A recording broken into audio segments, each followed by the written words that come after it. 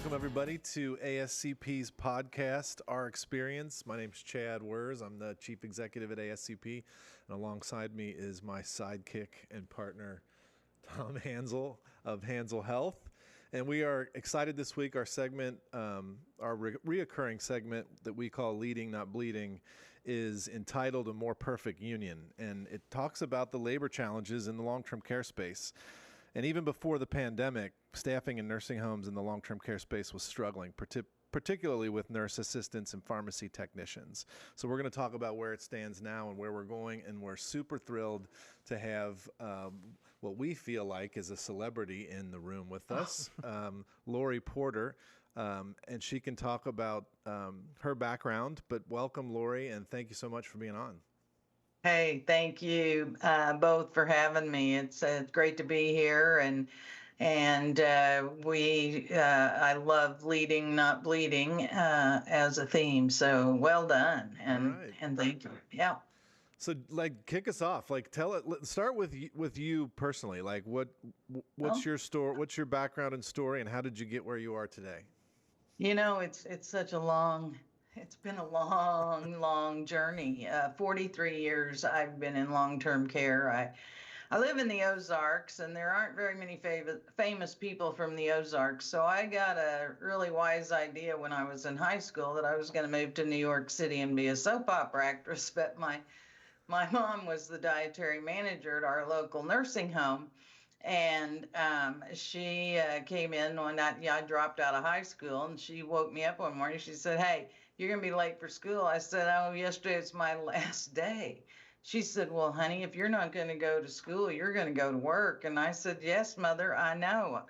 I'm moving to New York City to be a soap opera actress." And she said, "Girl, you don't have enough money to get out of town, but I need a dishwasher down at the nursing home." Well, when you're 17 years old and you've told all your friends you're moving to New York to be a soap opera actress, you don't rush home and call them up and say, "Guess what? New York's off. I've had a better offer."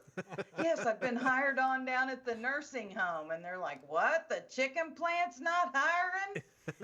And I understood what they meant, because in 1980, it was much more popular to work at a chicken plant than it was to take care of elders in a nursing home. And unfortunately, all these years later, 43 years later, that still remains to be true, despite our many efforts to change that dynamic.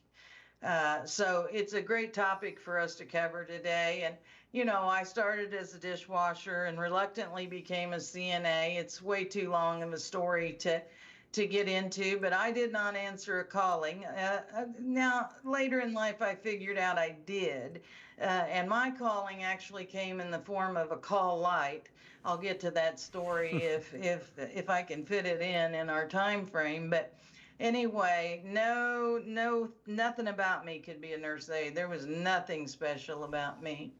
And so after a pretty rocky start and not planning to stay very long because my mother had given her notice and moved, so I thought I only had to be a nurse aide for 30 days till she left the facility, and then I could quit and do whatever I wanted to. And on that 20th day is when that calling came. And, you know, it's a long story, but I essentially was not kind to an elderly lady. And, you know, it's probably what has driven me through the 43 years, that very experience, although there's been many people that have been instrumental in my ability to have this 43-year career in long-term care as a high school dropout. And one of the things I love most about it, Chad and Tom, is the fact that the sky's the limit for people like me. I never saw myself getting a formal education. My mom and I, it was a pipe dream to think, I would have had to hitchhike to New York. My mom and I lived in a one-bedroom apartment in Pineville, Missouri, behind the beauty shop. I didn't see myself becoming a pharmacist or a physician or even a teacher, anything. So, on the 20th day, I answered a call light of a resident that I had not ever cared for before. She wasn't on my hall, but I already didn't like her because the staff didn't like her. I had heard about her in the break room. Oh, she takes an hour. She wants everything so. We have to put makeup on her, not just rosy cheeks, the whole thing, the eyeliner, the whole ordeal. Nobody's got time for that. And then they would whisper as if this was the reason they had to do it. We only have to do it because she's private pay. And so for some reason, we then all got resentful of private pay. And there's so many dynamics that are at play on the front line that you don't know about as much as you aspire to know. And respect nursing assistants. There's so many things about them that are still unheard. They've been told, just not heard. And so anyway, this 20th day, I enter this resident's room and I instantly know where I am. She had her call light on. And when I stepped in the door, I instantly knew that, oh my God, this is her and I don't have an hour. How I knew it was her was she was the most stunningly beautiful old woman I'd ever laid my eyes on, and even to this very day remains the most stunningly beautiful old lady. If she were living, I've never seen one more beautiful. Her hair was fixed, her makeup was flawless. She demanded that the sheet be right up here to her neckline when she was in bed. And nobody really ever said why, but they just resented her for putting on her call light to have it pulled up. I wasn't even certified yet. I'd only been there 20 days. And so she looked very frail to me, and I have 2-track mind going. She's stunningly beautiful. I wonder if she was a movie star. Oh my God, I don't have an hour. She's not my resident. Oh my word, I now know why she wants the sheet up there, because her body has failed her and she was nothing but little bones with a little flesh over it, all contracted up. And she wanted to go to the bathroom and I was afraid to even touch her. I thought, she was so fragile. And so I got her in the bathroom. I transferred her to her chair, got her in the bathroom, and she has this ritual of washcloths. I'm going to try to make it really quick, but I think it's really fundamental to why we exist. She had this washcloth ritual. She needed like 15 washcloths prepared for the toileting experience in varying degrees of temperature and dampness. She said, honey, do you know about the washcloths? I said, yes, ma'am, I do. I'm preparing the washcloths and she's on the toilet and her spine is so bent, she can barely raise her head enough to talk with me. And she says, could I have the hot cloth? Now keep in mind, two trains of thought. Stunningly beautiful. I don't have time for you. This is ridiculous. All these washcloths. I have other residents waiting on me. Why do I have to do this? Is it just because you're private pay? I've got 2 tracks running in my mind. Could I have the hot cloth? She says. I get bitten down and I get the hottest cloth and I kind of sway over in front of her, shift hips and sigh. Could I have the moist cloth? Just kept shifting hips and sighing. And about the 7th washcloth, she was on to me, man.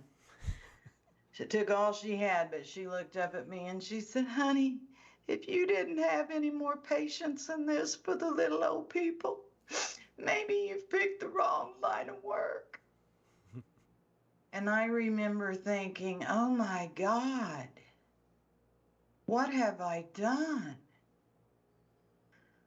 First, I was shocked that I didn't say, lady, you ain't telling me nothing I don't already know. I've been looking for a way out of here for 20 days. But no. I thought, who do I think I am? How dare I? And that evening I learned that a high school dropout can have the power and the influence to change lives. And I thought, where else can I go and have this much power and influence?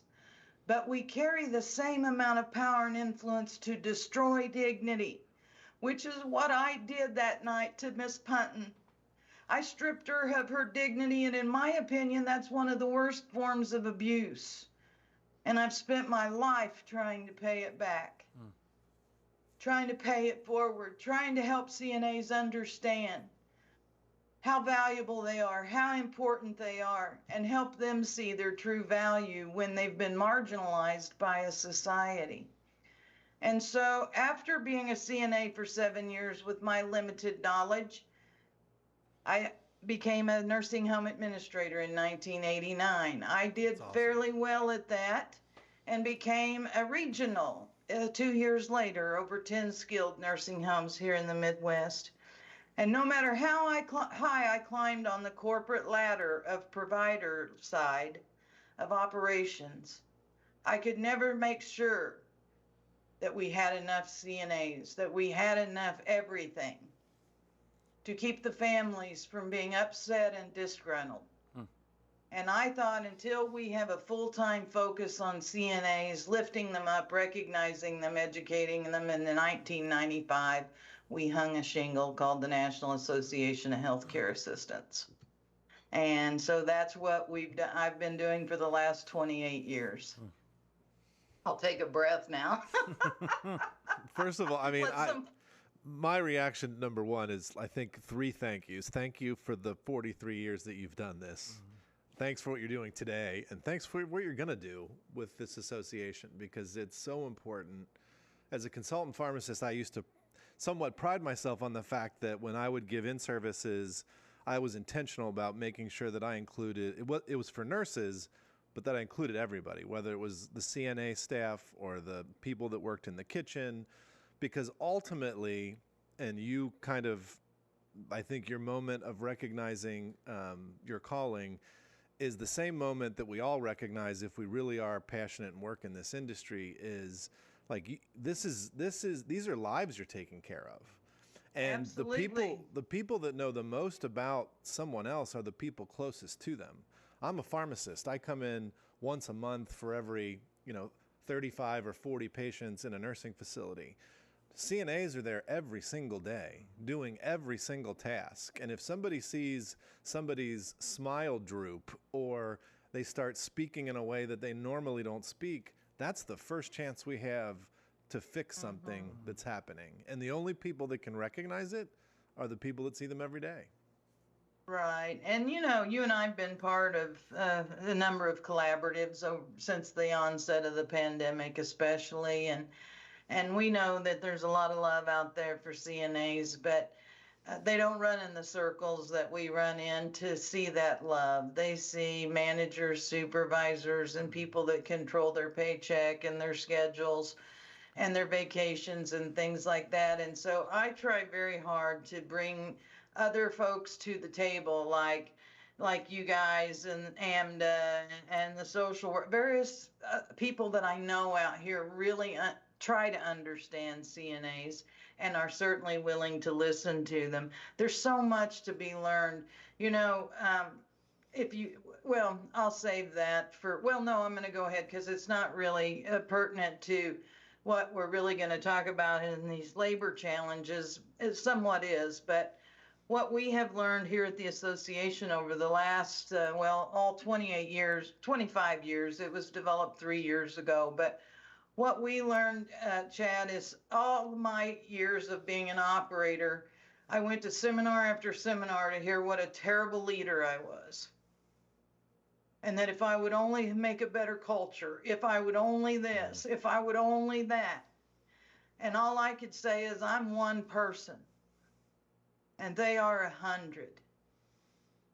And there's no way one leader can fill 100 empty buckets that are expecting me to make them feel valued and important. The best gift I can give is help them become empowered and important in their own eyes. And that's what we're missing out on in culture. It isn't about pay and benefits. It's about treat my soul. I never was a big fan of some of those soup books that came out for every kind of soul imaginable. But caregivers, sorry, No, it's good. don't turn me on to those folks. I don't know, but anyway, or anyhow. So, but caregivers nurses have a soul.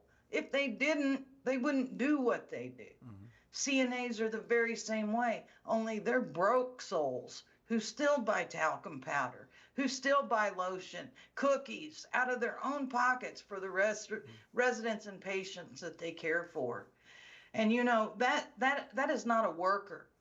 I always object every time I see us talk about workforce in this area. They're not workers. We have conditioned them. This industry called long-term care and post-acute has conditioned them to be task talent only. And they are so much more gifted than task talent. Workers do tasks. CNAs build relationships. Mm. I'm so glad you said that. And they're so important. You know, I've never given the lip service that, as big a CNA champion as I am, I've never said they're the most important, not one time. Because I do believe, and you said, you know, I'm just a pharmacist a minute ago. That's some BS. Don't ever say that. Because it takes every one of us. And it doesn't make CNAs feel better when no one has to take themselves down a notch. I tell administrators all the time, they're always going in there in an in-service. This place could run without me, but not without you. Stop saying that. It's a federal regulation that you're here.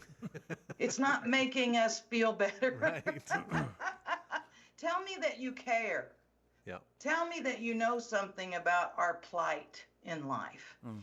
But they will respond. You've probably seen we use the word care force a lot, and it's seeming to pick up steam. I got Secretary of Health and Human Services, Secretary Becerra, using care force. So I'm awfully proud about that. That's awesome. Yeah. Well, the key word that you said is relationship, and you know, I'm not going to equate what pharmacists do and physicians do and nurses do and CNAs do, because we all are trying to do within our authorities best patient care. And right. None of us can do it without building relationships, not only with each other as colleagues, but particularly with people, with the patients. And, you know, physicians have been asked to see more and more patients per hour at the primary care office. Pharmacists have been asked to fill more and more prescriptions. CNAs have been asked to care for more and more individuals. And that process in healthcare has led to this mechanistic, and to your point, workforce-oriented philosophy, task-oriented philosophy, and it has destroyed the ability of any of us to develop a meaningful relationship with the patient when that's all we really desire to do. Mm. That's our passion, and the answer to that isn't difficult either. It's called time. Do you have time to take care of patients? Do you have time to develop relationships? Do I have time to understand that you're a third shift auto worker, and because of that, I'm going to medicate you differently, or I'm going to make different decisions about your medication? And, you know, certainly I don't have the answers. You talked about the fact that it's more about meaningful work and being valued and respected, and I 100% agree with that. But at some level... And that's cheap. That's cheap. It's cheap. That doesn't cost anything. It's cheap, but at the same by the same token, we do have to get more investment so that we can afford more people, so that we can spend more time with the people that we're taking care of. And, you know, Absolutely. We'll talk about what your ideas are for solutions, but that's part of it. Yeah, absolutely. It's spot on. It's astounding to me that the regulations call for person-centered care. But right. we can't find any surveyors that can describe it. What is person-centered care? So we're not surveying for it. Person-centered care has really become a cliche. As a matter of fact, I'm on a think tank tomorrow about exactly that, how person-centered care has just become a cliche and not necessarily anything meaningful. But think about it. We have regulations around it, but yet no one's defined it. No one has defined what person-centered care is and how much it would cost. So when there's no target, you can't hit it. Yep. And, to me, I'm an old solutions gal. I don't like to keep beating my head up against a brick wall. But this country hasn't ever figured out what to do with old people. Yep. And it's really getting worse. I mean, ageism is at an all-time high. I've been reading a lot about, Gen Z, and they don't want to live as long as we have wanted to live. Yep. As weird as that sounds, it just flabbergasts me to think about the many changes. And I know it's generational, but the thing of the matter is what is ailing long-term care the most is this care force challenge, this labor challenge. And it does not have to be this way. Yeah. But it isn't contingent on leadership. It's contingent on investing in the front line, investing in ways to get rid of the roadblocks. Do you know that to become a nursing assistant in this country, most states will not allow online platform learning? Not even for the textbook portion? Nope. You can become an RN online, but you have to get approved in every state by state by state. And if I work at Walgreens, to use a pharmacy, if I, commercial, if I was working at Walgreens and in the pharmacy and I didn't get off till 8, I can't take off as a single mom and go sit at a nursing home in a classroom for 2 weeks or to VOTEC or a community college. So I can't make a change. I can't become certified because I can't afford to. And so what happens is that, where there's so many challenges and roadblocks, that online platform. And so, you may know that I was appointed to the White House Coronavirus Commission on Quality and Safety in Nursing Homes, right, in the summer of the pandemic. And it was clear there are so many hurdles that is making this labor challenge far more challenging. So if I worked at Walgreens and could get my lectures online, my study, my textbook, if you will, I can put the kids to bed and do my lessons at midnight. Yep. And I can position myself. So we built an organization, the acronym is nice, but it stands for the National Institute of CNA Excellence. Nice. And it is an online platform. We built it with the CNA prep course in mind. We went out and got subject matter experts. As a matter of fact, I need to hit you up for ASCAP to provide us some type of educational lecture that would be pertinent to the CNA role and responsibility and medications or anything that we feel that they would need to know. But we went out and procured subject matter experts. For example, you guys might be surprised to know that the regulations, nursing home regulations, are not even a required portion of the curriculum. So CNAs are held, and nurses too, they're both held accountable for regulations they don't know and don't even know how to access if they wanted to know. Yeah. So I always say I found out call lights were a regulation the hard way, because I'll save that story if you invite me back. But really what it boils down to is we need to drop this. We need a national certification or at least a waiver. You know how they made the national waiver for the TNA, the temporary nurse aide? There's no reason policy can't make a national waiver for online. There's no way we'll scale the 400,000 needed CNAs today. Doing it because right here in our local 50,000 population small city, there's 7 nursing homes, and they can't get their people certified.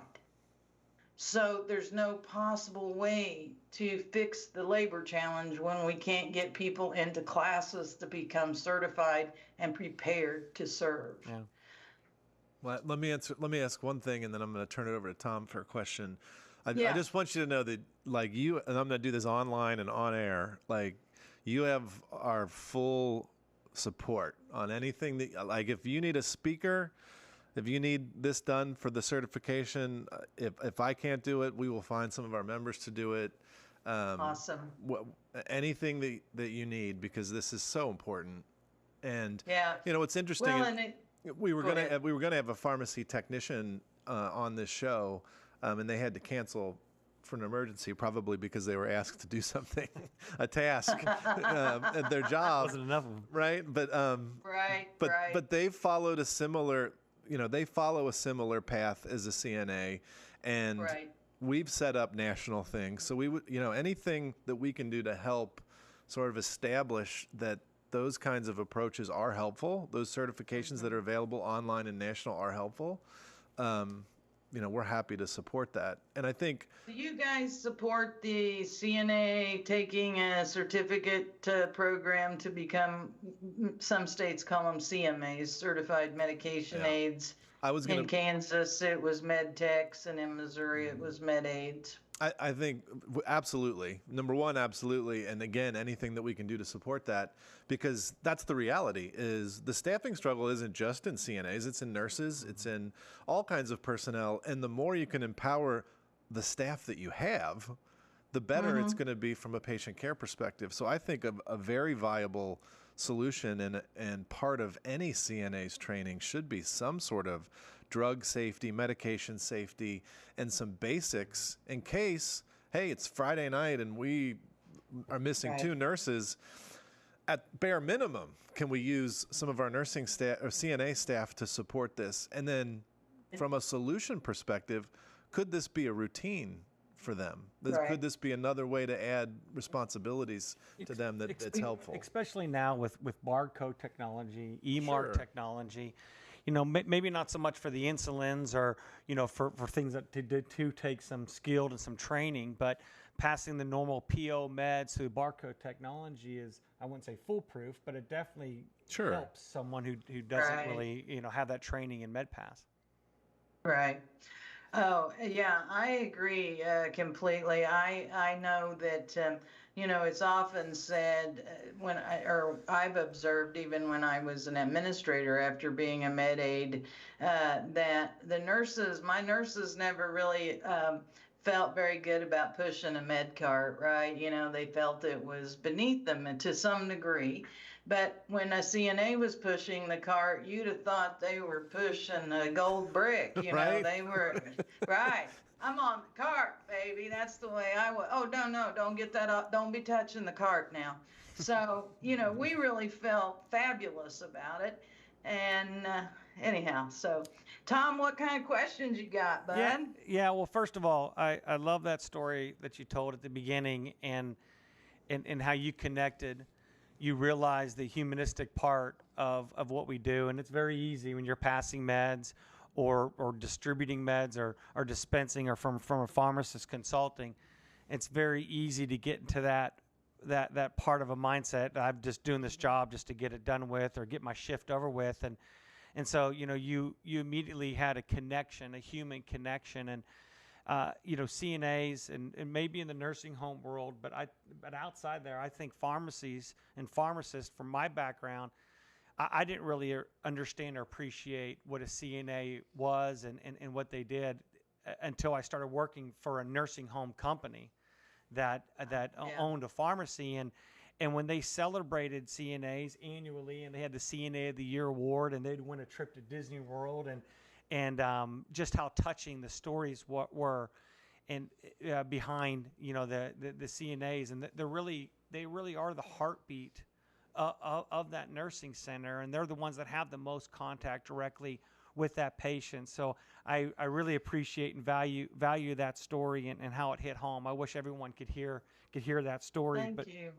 But it's also a very unappealing job, if you will, because they're dealing with the dirty side of it. They're dealing with having to have the responsibility for that patient. They're dealing with the complaining patient. They're having to clean up all the waste and change the undergarments and all that kind of stuff. So I can understand how that's not a job that maybe a 19-year-old young lady or young man would like to have.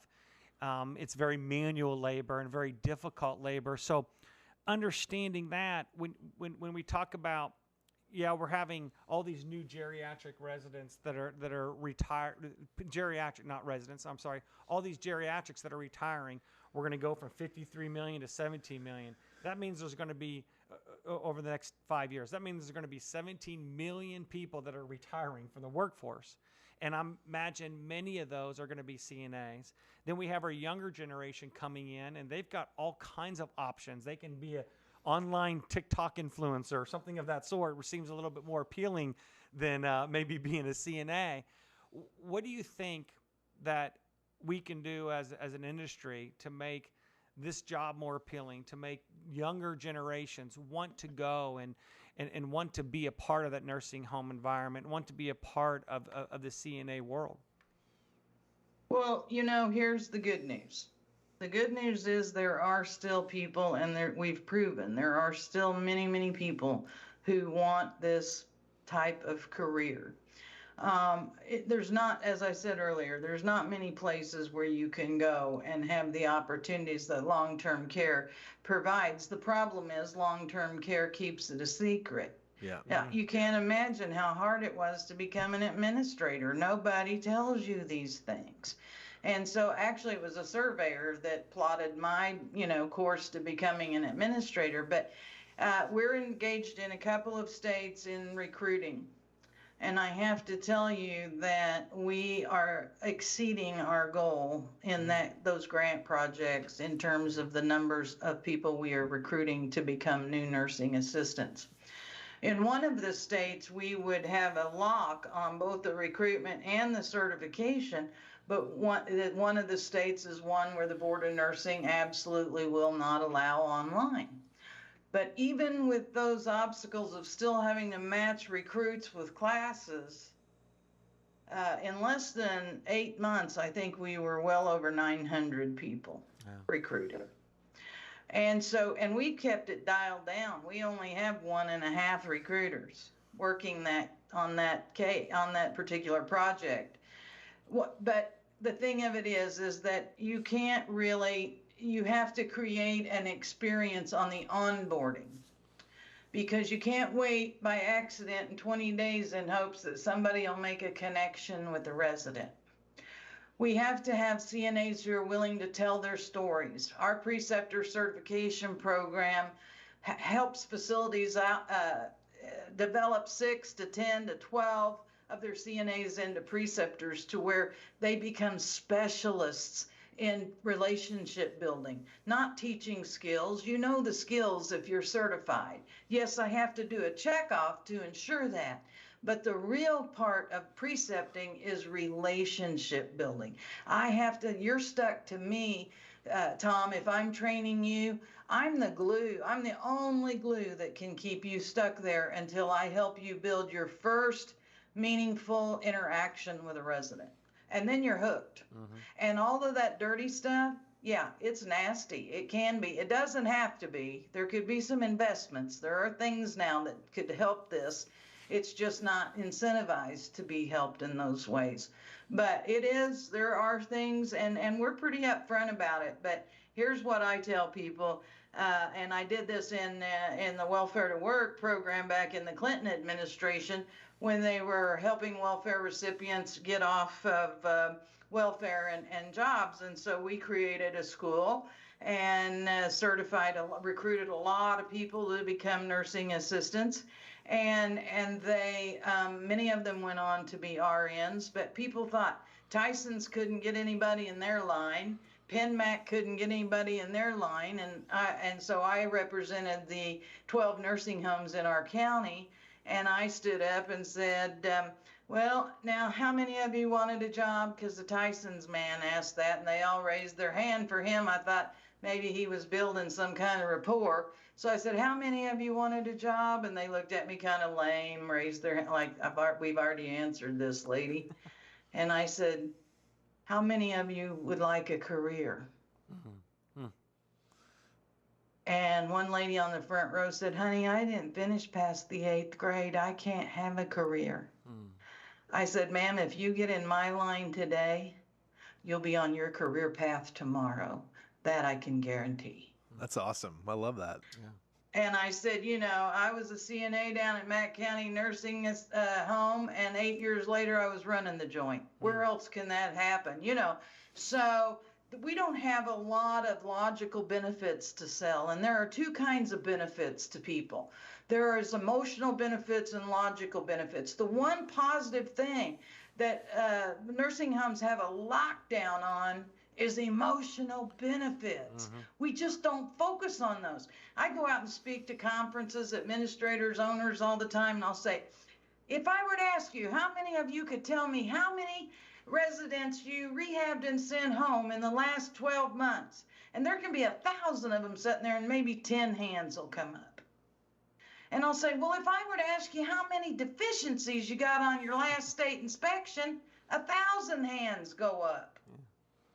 They're experts on what they do wrong, but haven't got a clue how many lives they gave back to people. Those are the stories we have to lead with. And as far as the labor challenge, national recruitment campaign, national certification program, get their state test on the ground at a skilled nursing facility. We can make those arrangements and partnerships. There are solutions to this labor challenge. However, I would maintain that we are going to have to adjust pay. It is up. I read today the national average CNA pays $17 an hour. Still pretty light in many areas of our, especially here in the Midwest. You're still seeing $11, $12 an hour. And you can't even live like a human. No. I was out at a conference and somebody said, this operations guy, you're going to be so proud of us, Lori. We started a pantry. I'm like, you want me to celebrate a pantry? Why don't you just pay them enough to go to the grocery store like you do? Right. That's really the issues here. So, and there's always a need for money. So, we can keep beating that dead horse, but we have to change one way or another. This nation has to change. So what do you think are the real tangible challenges that you face at the federal? We'll start at the federal level. I recognize state by state's a long process, but at the federal level, what needs to get knocked down, or what would you do if you were sitting in that same White House task force and you were given the authority to wave a wand and do? What are the three things you would do? Well, I would bring in the subject matter experts to develop and launch a national recruiting campaign, a call to action, a call to service, a call to be a part of the nation's care force and take care of our nation's elders.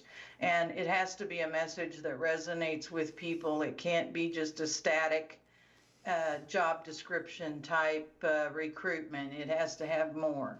I would have a national certification platform, and I would immediately begin direct funding. The CARES Act money, the COVID money was non-directed. I would direct funding to invest in the front lines of care across our nation, because elders are vulnerable no matter where they are in the care settings. And so my first, it's always you triage things. You stop the bleed, and then you start fixing the things that created the bleed. And that would be my approach and exactly what I would do. I would get a care force in place, developed, pull out all the stops and invest in that, and then ensure that the nursing homes were able to support it, whether that was an increase in funding or government programs or what. And sort of in a similar question, what are the three barriers that you get when you say that's what we need to do? What are the three things this is why we can't do this? Well, it depends on who you talk to, but it's either, they have plenty of money to pay more. I think that's a theme. That's a theme. You're right. They have plenty of money, and the providers we're broke. We need more reimbursement. And that is a shell game and a dance that's been going on for 43 years of my life anyway, in which I've never seen anyone truly invest. The residents have never had a win. People thought that OBRA was going to be a resident win. It wasn't. It never has been. the residents and the CNAs have never had a win in healthcare and in long-term care, and I think it's time that we do. So we have to quit. I'm on a task force. A guy brings a stuffed elephant, says it is the elephant in the room is reimbursement. I'm going to take a dead stuffed horse next time, beating the dead horse, because those discussions have not gotten us anywhere. Right. Right. I mean, we're just in this holding pattern while millions of people have died. Yep. As a result of it. I was on a meeting a few weeks ago where 6 hours was spent debating whether we'd send a staffing letter out or not. Finally, I said, who are we representing here, the residents or the associate or jobs? Yeah. Because somebody's got to recognize the resident at some point in time and lobby and work on their behalf. And so, CNAs know a lot that people don't want told too. So we have to keep that in mind. But ultimately, those are the things I would do. We saw in the pandemic the calling out the National Guards and stuff, but there was no real training plan. That TNA program was just anybody you could pull off the street that was willing to work a few hours to feed somebody or answer a call light. We have a lot of fixing to do, and every day that goes on, like I said on that meeting, 10 residents have died of dehydration while we've been debating whether we'll sign a letter or not. Yeah. Well, I think one theme that I've picked up, particularly the last maybe 18 months, is it's clear that the administration and the agencies are out to get the owners of the facilities. They think they make money hand over fist, and the problem is they think the path to get to them is directly through the patient and the provider. So they think if we make it bad enough on the providers and bad enough on the patients, the residents, then the owners will see that they make the right investments. And we all know that is insanity. To your point, it is the dead horse that we're beating. It is. And the answer is, if you need to get to the owner, if you despise the owner of the nursing home because you think they're making too much money, figure out how to get to them without leveraging patient care and without making providers, putting providers, and I'm including CNAs, nurses, pharmacists, physicians, without putting them as leverage and making it impossible for them to feel like they can do their job right and provide good care. I mean, that's the wrong answer to solving that problem.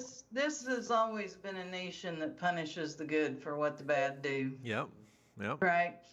They're the enablers of bad care. That's all I can say. Yep. Right? Business only gets by with what business is allowed to get by with. And I don't absolutely despise capitalism, but it's pretty hard to swallow in healthcare. Yep. Right? When we know that DONs get big bonuses. My co-founder, she could have had a huge bonus annually if she would have come in under her medical supply.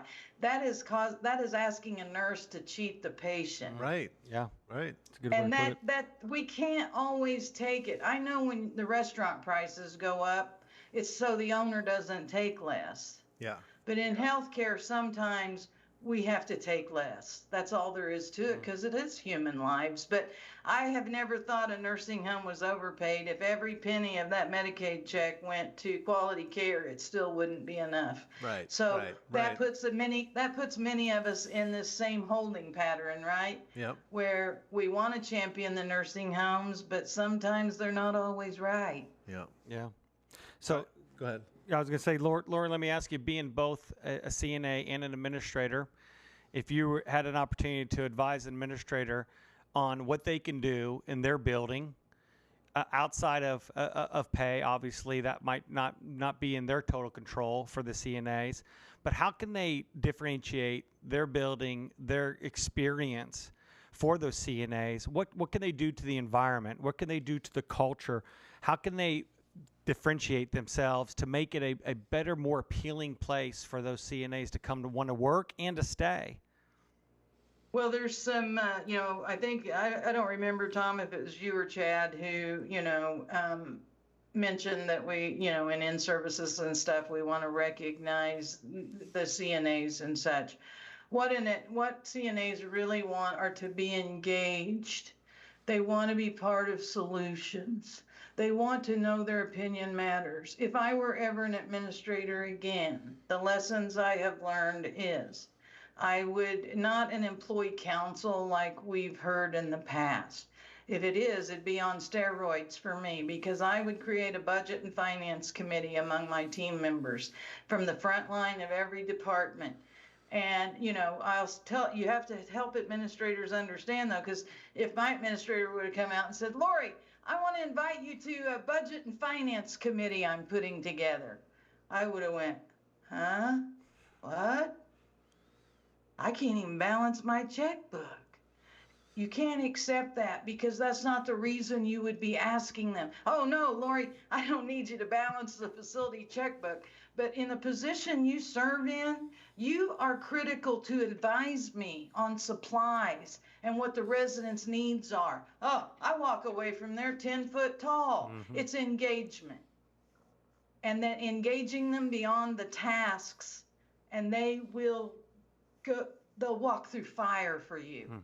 They'll walk through fire for that leader. You don't have to be Mr. Personality or Mrs. Motivator. You just have to be sincere.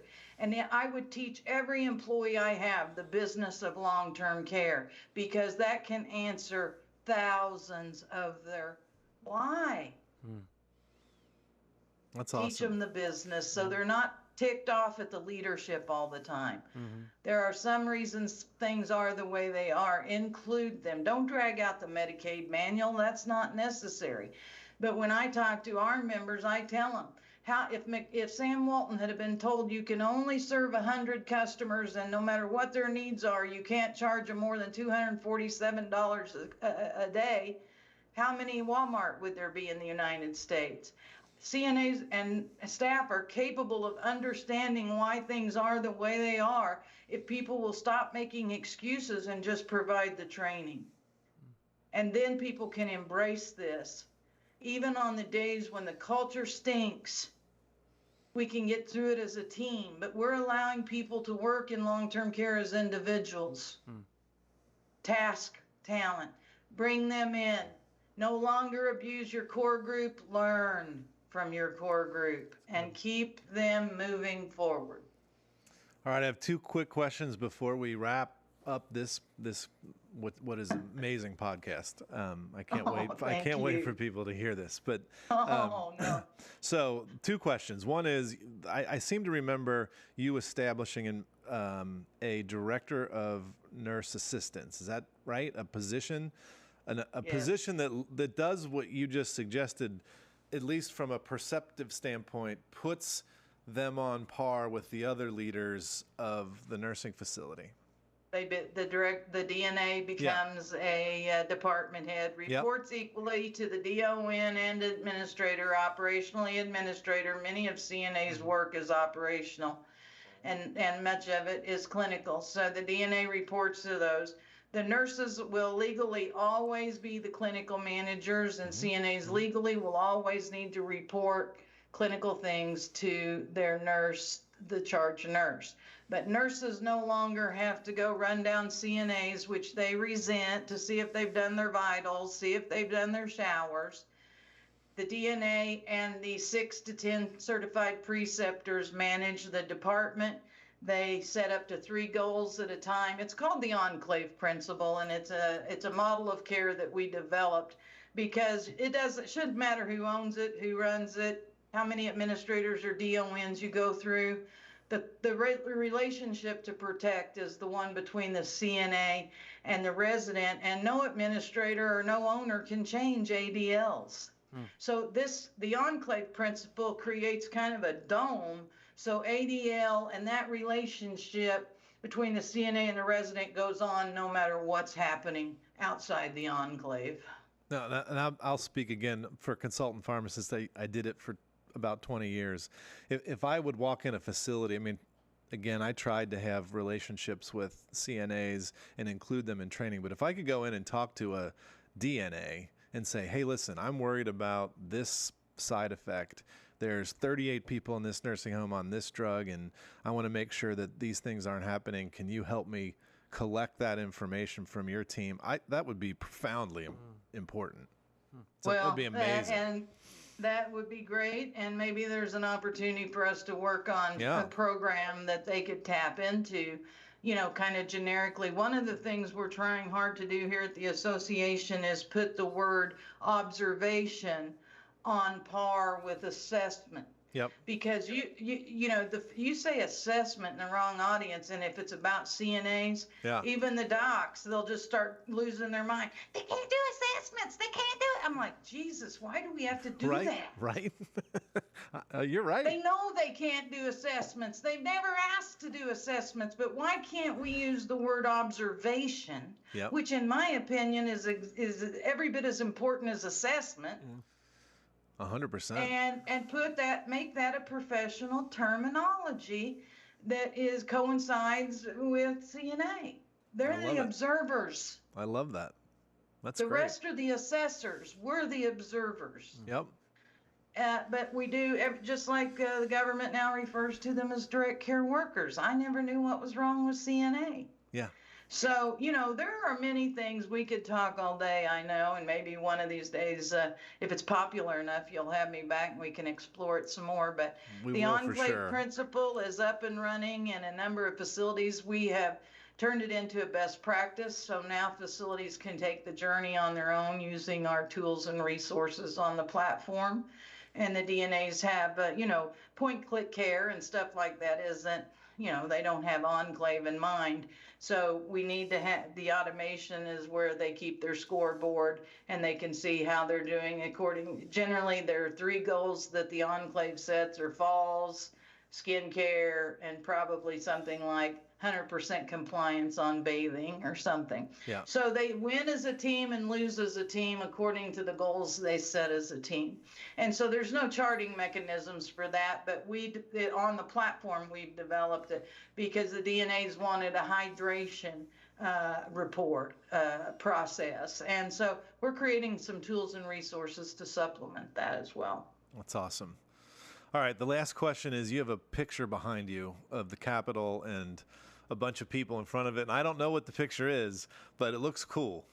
What's the picture? It's about 500 CNAs in front of the nation's Capitol in 2000.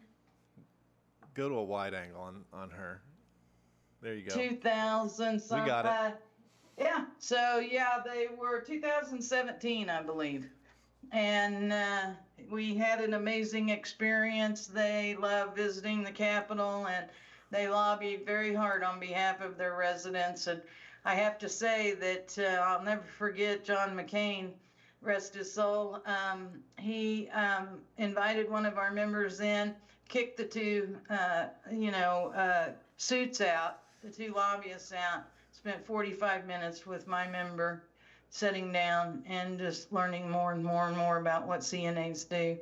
So I think they have a good place on the Hill. That's awesome. And I think they deserve to be everywhere the rest of us are. Yeah, absolutely. Well, thank you for that, explaining that picture. And again, thank you for everything that you've done and everything that you're doing. It's such important work, and we appreciate it. If you don't hear it enough, you should at least hear it from us that we appreciate it. We appreciate what your members do. Thank you so much, and I appreciate having the opportunity to share our stories. Thank you, guys. Lori, for me, I love your energy, and I love your heart and passion. I don't think being a soap opera star is out of the question, so I would, encourage you to maybe continue on that New York dream. Yeah. Well, here's the thing. I am going to become a geriatric comedian because the residents deserve some laughter too, and I love to make fun of them. And so every once in a while I'll do a tour of nursing homes where it's really for the residents. I just fell into it by accident because an administrator said, hey, will you do a program for my residents? And so that's kind of how it started. But one CEO told me a few years ago, you traded in the soap opera for a soapbox. So well, I guess that's where I'll stay, Tom. I mean, I'll throw one other level of support out. Our producer, Krista, works at the DC Improv, and she can get you on the open mic night list. There you go. We talked about this the other day. So there you go. DC's close when you're here at night, after you've done the hard work, maybe you can go to the comedy club and try it out. And we'll be there. Front row. Try some nursing home humor. I think it'd be great. That's a All plan. right, guys. Well, thanks so much, Lori. Thank you. You bet. And thanks, Have a great one. everybody. Bye-bye. We'll see you next time Thanks, on Krista. Our Experience.